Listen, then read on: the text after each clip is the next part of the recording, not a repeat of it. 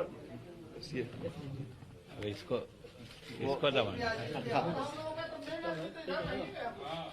अरे वो दूसरा आ गया है भाई, दूसरा पेज आ गया। दूसरा पेज आ गया। पेज ये जारी हो गया। आ गया, जारी हो गया ना। चलिए आइए देखिए, चलिए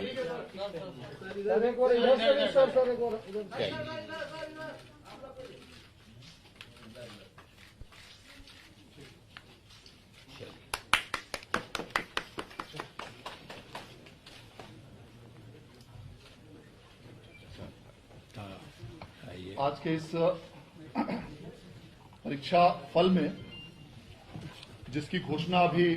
माननीय मंत्री महोदय द्वारा की गई, इसमें पेपर 1 में कुल 16,068 परीक्षार्थी सफल हुए हैं और पेपर 2 में 8,000।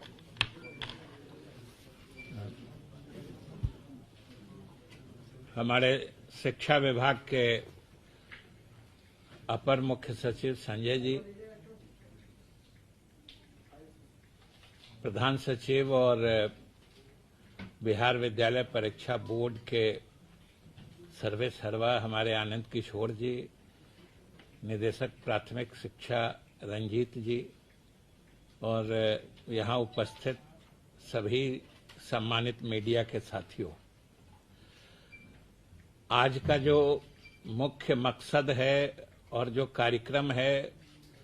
उसकी रूपरेखा या उसके मूल बिंदु को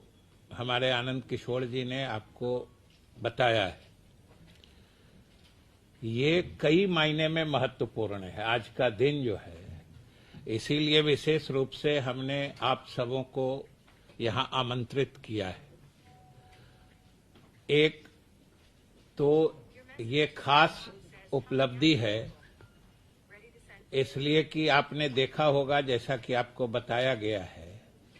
कि ये कोरोना काल में कोरोना के गाइडलाइंस प्रोटोकॉल का पालन करते हुए ये चुनौतीपूर्ण काम लगभग 1,78,000 छात्रों का इम्तिहान लेना, ये अपने आप में चुनौती भरा काम था। और ये बिहार विद्यालय परीक्षा समिति ने इस काम को सफलतापूर्वक अंजाम दिया है। इसके लिए हम विभाग की तरफ से आनंद किशोर जी को और उनकी पूरी टीम को बधाई देते हैं और शुभकामनाएं देते हैं। उससे भी महत्वपूर्ण है जो सरकार की तरफ से आप सबों ने बराबर देखा होगा कि हम लोग सरकार की तरफ से बताते रहते हैं कि शिक्षा विभाग में हम लोग इतने नौजवानों को रोजगार के अवसर मुहैया कराने वाले हैं और उसके पहली कड़ी की शुरुआत आज हो रही है। जो आपको आनंद किशोर जी ने बताया कि लगभग यूं तो 37,000 वैकेंसीज हैं, लेकिन उसमें से 25,000 के आसपास 24,599 एग्जैक्टली वो आज नतीजे घोषित हो रहे हैं। और ये जो घोषित हो रहे हैं, ये समझिए कि लगभग इतनी या और भी अधिक वैकेंसीज, मतलब रिक्तियां हैं, पहले से रिक्तियां। इसलिए अमूमन आज जितने लोग इसमें उत्तीर्ण या सफल घोषित हो रहे हैं, वो सब के सब या तो 9वीं 10वीं के लिए या 11वीं 12वीं के लिए, जिसको कहिए माध्यमिक विद्यालय में या उच्च माध्यमिक विद्यालय में, ये सभी शिक्षक नियुक्त होने की पात्रता रख रहे हैं इस उत्तीर्णता की बाद। और आप सब जानते हैं कि ये 7वें चरण की नियुक्ति होगी, 7वें चरण की, जिसके ये सब इंटाइटल्ड मतलब हकदार हो गए हैं उसमें शामिल होने के लिए। और इसमें इतनी नियुक्ति हो रही, अभी आप लोगों भी ने देखा होगा, हमारे प्रदेश के कुछ छात्र मतलब परेशान हो रहे हैं कि 6ठे चरण की नियुक्ति भी हम लोग अभी नहीं कर पा रहे हैं। उसके पीछे भी आप सबने देखा होगा, सुना होगा कि हम लोग विधानसभा के फ्लोर पर विधान परिषद में भी लगभग प्रतिदिन इसके बारे में जानकारी देते रहते हैं कि वो मामला न्यायालय में लंबित है और उसमें भी हम आपको भी बताना चाहते हैं और आपके माध्यम से पूरे प्रदेश की जनता को भी और जो अभ्यर्थी हैं उन परीक्षाओं में सम्मिलित होने वाले कुछ लोग यहां भी आए थे, उनको भी हमने बताया है कि हम लोग सरकार की तरफ से पूरी मुस्तैदी से लगे हैं और मुस्तैदी का आलम ये है कि कोर्ट से हम लोगों ने कहा है कि भाई आपका जो जो डायरेक्शन है, और ये भी अच्छी बात है कि वो जो कह रहे हैं या कोर्ट ने जिस बिंदु पर विचार करने के लिए मामले को अपने यहां एडमिट किया है और आगे की कार्रवाई स्थगित की है, उन सब मामलों में या उन सब बिंदुओं पर हम लोग सरकार खुद वही करना चाह रही है जो कोर्ट की मंशा है। इसलिए उसमें भी कोई ऐसी बात नहीं है कि कोर्ट का कहना कुछ और है या हम लोग सरकार की तरफ से कोर्ट जो कह रही है उसको नहीं मानना चाह रहे हैं। हम लोग सिर्फ कोर्ट की इजाजत चाह रहे हैं और उस मामले में भी हम लोगों ने जो आइए कहते हैं जल्दी सुनवाई के लिए जो इंटरलोक्यूटरी एप्लीकेशन फाइल किया जाता है वो हम लोगों ने विभाग की तरफ से दाखिल किया है और उसकी मेंशनिंग भी हमने कर दी है। और अच्छा डेवलपमेंट ये है कि माननीय न्यायाधीश लोगों ने उस पर अमल करते हुए या उसका संज्ञान लेते हुए 5 अप्रैल को प्राथमिकता के आधार पर उस मामले में भी हम लोगों के आईए पर विचार करने का फैसला किया है। और हम उम्मीद करते हैं कि अगर सभी कुछ अनुकूल रहा या कोई ऐसा अनफोर्सीन रीजन नहीं आया तो 5 तारीख को जो माननीय न्यायालय में इस बात पर विचार होगा उसमें हम पूरे आशावान हैं कि उस मामले में भी हम आगे बढ़ पाने की स्थिति में आ जाएंगे। और वो और भी हम लोगों के लिए महत्वपूर्ण है क्योंकि अभी जैसा कि हमने बताया कि ये तो 37,000 इस परीक्षा में होना था, कुछ रिजल्ट या कुछ नतीजे इस परिप्रेक्ष्य में रोके गए हैं कि आप सबने देखा होगा कि कुछ जगहों पर कुछ हंगामा हुआ था जिसके कारण 106 अभ्यर्थी का मामला रुक गया था। फिर बाद में कोर्ट ने कहा है कि इनका भी शामिल करा लीजिए, उसके कारण कुछ नतीजे रोक लिए गए। उन सबको मिला के भी वो 37,000 है। लेकिन ये मामला जो छठे चरण का है, जो हमने कहा कि 5 अप्रैल को लिस्ट होने की बात है और जिसमें हम लोग लगे हुए हैं कि हर हाल में माननीय उच्च न्यायालय हम लोग को इजाजत दे दे, जो कंडीशन वो लगाना चाहते हैं, जो चाहे रिजर्वेशन का जो सरकार के नियम है रिजर्वेशन में हम लोग खुद लागू करना चाहते हैं। कहीं कोई ऐसी मंशा विभाग की या सरकार की नहीं है कि हम लोग कुछ अलग करना चाह रहे हैं। तो हम उम्मीद करते हैं और इसी आधार पर हमने आईए फाइल भी किया है। और हम लोग कितना मुस्तैद हैं कि ये परीक्षा भी जो देख रहे थे, आज जिसके नतीजे हम लोग जारी कर रहे हैं, ये भी रुक गया था न्यायालय के दखल के हिसाब से। हम लोग इसमें भी प्रोएक्टिवली आगे बढ़ के हम लोगों ने न्यायालय को कहा है कि भाई हमारे पद खाली हैं, विद्यालयों में हमारी पढ़ाई बाधित हो रही है, हमारे जो योग्य नौजवान हैं इस राज्य के वो बेरोजगार घूम रहे हैं, ये सारी परिस्थितियां हैं। पद खाली है, हमारे योग्य नौजवान बेरोजगार हैं, पढ़ाई बाधित हो रही है। इन सब के मद्देनजर हम लोग विभाग और सरकार की तरफ से माननीय न्यायालय से अनुरोध किया तो एसटीईटी का भी उन्होंने परिणाम जारी करने की इजाजत दी, जिसके फलस्वरूप आज हम लोग उसको आपके सामने जारी किया है। और ये रिजल्ट जो आया है, समझिए लगभग इतने लोगों को जो स्कूल में है उसका भी ब्रेकअप है। 16,000 कुछ है पेपर 1 यानी 9th-10th में, और बाकी 8,000 कुछ है पेपर 2 यानी 11th-12th के लिए। इतने शिक्षकों की नियुक्ति लगभग पक्की एक तरह से समझी जाएगी। और इससे भी अधिक, जैसा कि हमने कहा, अब हम लोगों का अगला लक्ष्य, अगला निशाना है जो 5 अप्रैल को, जो उसी परीक्षा से संबंधित कुछ लोग बाहर में भी हमारे अभ्यर्थी लोग आए हुए थे, उनको भी हम लोगों ने बताया है कि हम लोग तो भाई आगे बढ़ के चाह रहे हैं, और उस जो अभी 5 तारीख को लिस्ट होने वाला है उसमें भी हम लोगों ने यही प्ली लिया है कि भाई हमारे इतनी रिक्तियां हैं, उसमें तो और लगभग 1.25 लाख की बात,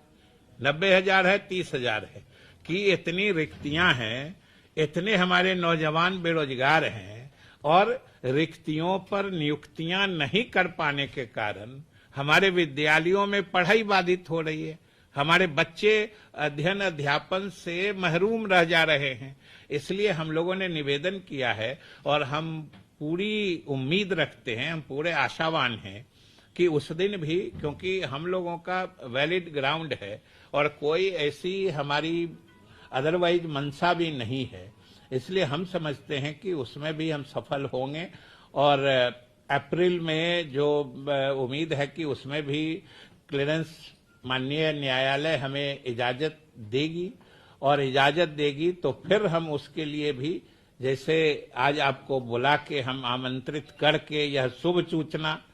क्योंकि आप समझ सकते हैं कि आप सब लोग बिहार के ही हैं और बिहार के जो स्थिति है उससे जरूर हमदर्दी भी रखते होंगे कि हमारे विद्यालयों की जो स्थिति है शिक्षकों के बिना, या हमारे बेरोजगार जो परीक्षा दे दे के रिजल्ट के लिए सड़कों पर घूमते हैं, ये भी हम लोगों को, विभाग को या सरकार को बिल्कुल अच्छा नहीं लगता है। हम लोग भी चाहते हैं कि जल्दी से जल्दी नतीजे आएं,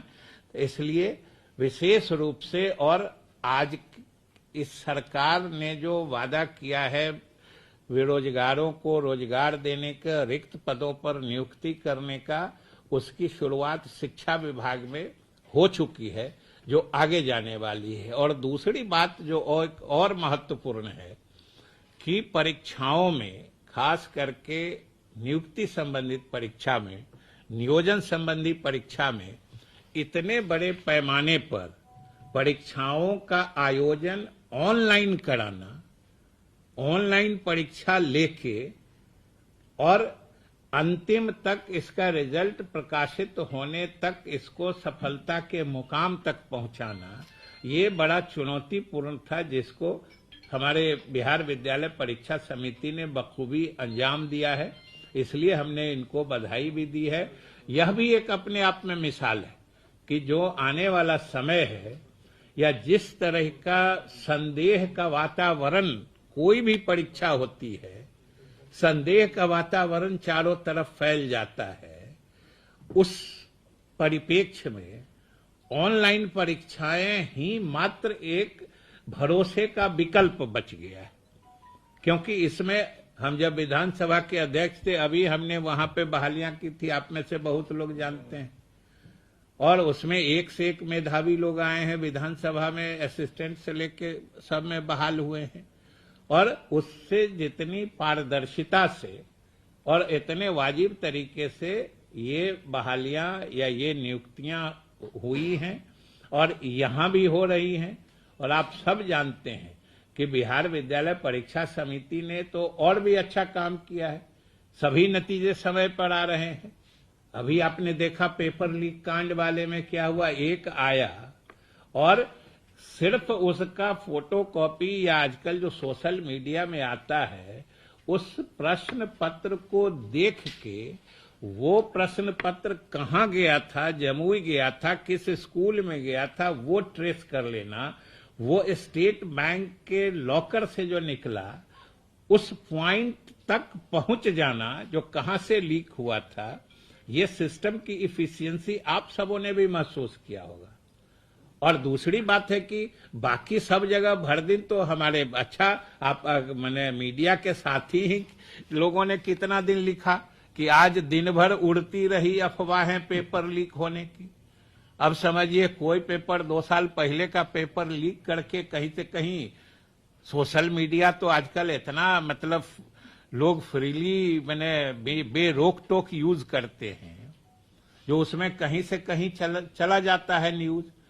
लेकिन इस तरह के माहौल में भी कोई कहीं से लीक साबित नहीं हुआ। उसमें भी वो जमुई वाला जो कांड था, हमने तो विधानसभा में भी कहा, आप ही लोग ईमानदारी से सोच के बताइए कि अगर स्टेट बैंक के लॉकर में, चेस्ट में हम अपना प्रश्न रखते हैं, इससे ज्यादा सुरक्षा का उपाय और क्या सोच सकता है? आप अपना, कोई आदमी अपना सबसे कीमती सामान या कीमती चीज कहां रखता है? सोच के बताइए। और शिक्षा विभाग और विद्यालय परीक्षा समिति ने तो जैसे घर के वैल्यूएबल सामान को जो सबसे सुरक्षित स्थान पर रखने का तरीका लोग अपनाते हैं, उस हिसाब से इसने स्टेट बैंक में रखा था, उसके लॉकर में। और तब उसमें भी जो पेपर लीक किया, ये सुरक्षा के प्रबंध देखिए कि उसने किसी को दिया, 10 सेट में रहता है क्वेश्चन पेपर, उसने जिसको दिया होगा उसको वो पेपर भी नहीं आया होगा, वो सेट क्वेश्चन का मिला भी नहीं था। लेकिन हम लोगों ने सिर्फ अपने परीक्षा प्रणाली की परिशुद्धता और विश्वसनीयता बहाल रखने के लिए हम लोगों ने निर्णय लिया कि एक बार एक इस तरह के समाचार या इस तरह की बात आ गई है संज्ञान में, तो फिर भी उसका हम लोगों ने कैंसिल करके फिर से परीक्षा हो रही है। ये भी हम लोग आश्वस्त थे जो उससे कहीं कोई लीक होके किसी ने नाजायज फायदा नहीं उठा लिया था, न उठा पाया था। फिर भी हम लोगों ने कि एग्जाम के सिस्टम पे, हमारे परीक्षा प्रणाली पर किसी के दिल में कोई शंका, शुबा, शक की गुंजाइश नहीं रहे, इसलिए हम लोगों ने उसको रद्द करके फिर से परीक्षा ले रहे हैं। और इस तरह के कठिन परिस्थिति में, चाहे कोरोना हो या आज एग्जाम लेने के जो तरीके हैं, उसमें विद्यालय परीक्षा समिति ने जिस ढंग से अच्छे से जो एग्जाम की सैंक्टिटी होती है, कदाचार मुक्त यथासंभव करके और समय पर नतीजे निकाल दे रही है, यह अपने आप में एक बड़ा ही सराहनीय और प्रशंसनीय कार्य है। हम इसके लिए भी बोर्ड को बधाई और धन्यवाद देते हैं सरकार और विभाग की तरफ से। और हम समझते हैं कि आज तो एक और समझिए सफलता का नया अध्याय जुड़ा है, और आने वाले समय में जो हमारा रोड मैप है या अगली प्राथमिकता जो वो 90,000 और 30,000 दोनों मिला के लगभग 1.25 लाख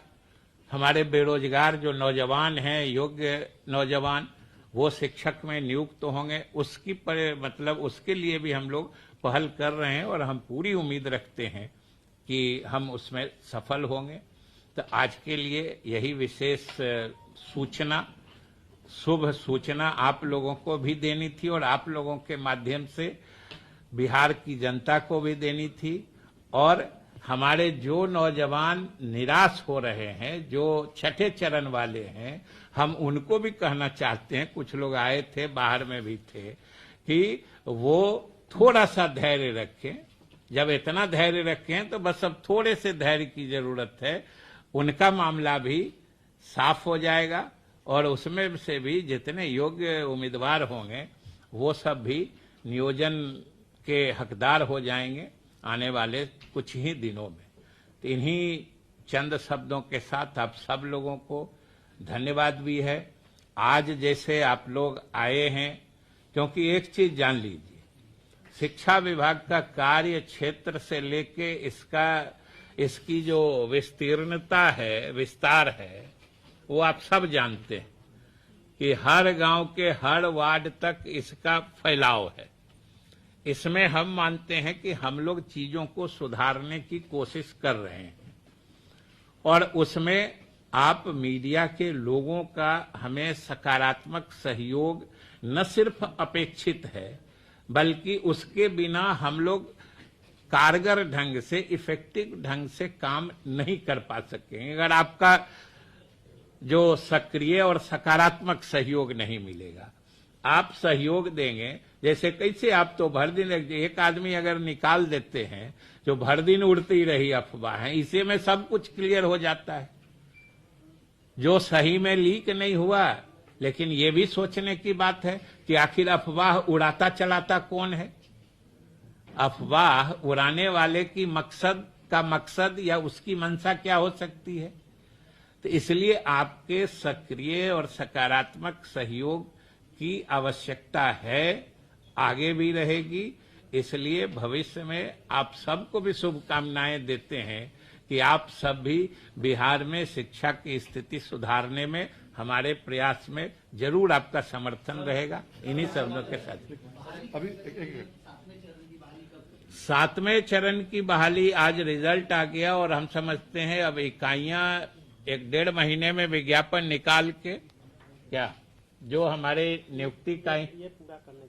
करने के बाद छठी पूरा होते ही 76। हाँ, ये तो छठा वाला आ रहा है ना अभी तो, क्योंकि ऐसा है कि बहुत सारे अभ्यर्थी छठवीं में भी उसमें शामिल थे। अब 5 तारीख को देख के छठे का रिजल्ट आ जाता है, उसमें तो बहुत सारी प्रक्रिया पूरी हो चुकी है। इसमें नहीं है, लेकिन हाँ। सवाल है कि एक चरण पूरा होगा, उसके बाद बात- आप देखेंगे कौन ज्वाइन किया नहीं किया, फिर नए सिरे से फिर रोस्टर बना करके फिर से उसको एडवर्टाइज करना पड़ेगा। जैसे उसमें ऐसा है कि उसमें वाले नहीं होंगे, लेकिन फिर भी मौका तो किसी को डिप्राइव नहीं कर सकते हैं ना। जो कहेंगे कि छठे में हमारा नहीं हुआ तो हम 7वें के हकदार हैं, तो इसलिए छठे का पहले नतीजा आ जाता है, उनकी नियुक्ति प्रक्रिया पूरी हो जाएगी, फिर इसमें हम लोग शुरुआत करेंगे। उर्दू, संस्कृत, विज्ञान। अच्छा, 1 मिनट पहले एक फॉर्मेलिटी में करें। अब मैं माननीय मंत्री महोदय को बहुत बहुत धन्यवाद देना चाहूंगा, आपकी कृपा पूर्वक आशीर्वचन और जो महोदय द्वारा परीक्षाफल जारी किया गया। अब मैं अनुरोध करना चाहूंगा अपर मुख्य सचिव शिक्षा विभाग से कि कृपया इस अवसर पर हम सभी धन्यवाद। तो इसलिए आप सभी लोगों को बहुत बहुत धन्यवाद आज के इस प्रेस कॉन्फ्रेंस में भाग लेने के लिए। मैं एक बार पुनः आज परीक्षा फल की घोषणा हेतु माननीय मंत्री महोदय के प्रति आभार व्यक्त करता हूं और उनके द्वारा जो भी माननीय मंत्री महोदय द्वारा निर्देश दिए गए हैं उसके आलोक में समिति द्वारा आने वाले समय में भी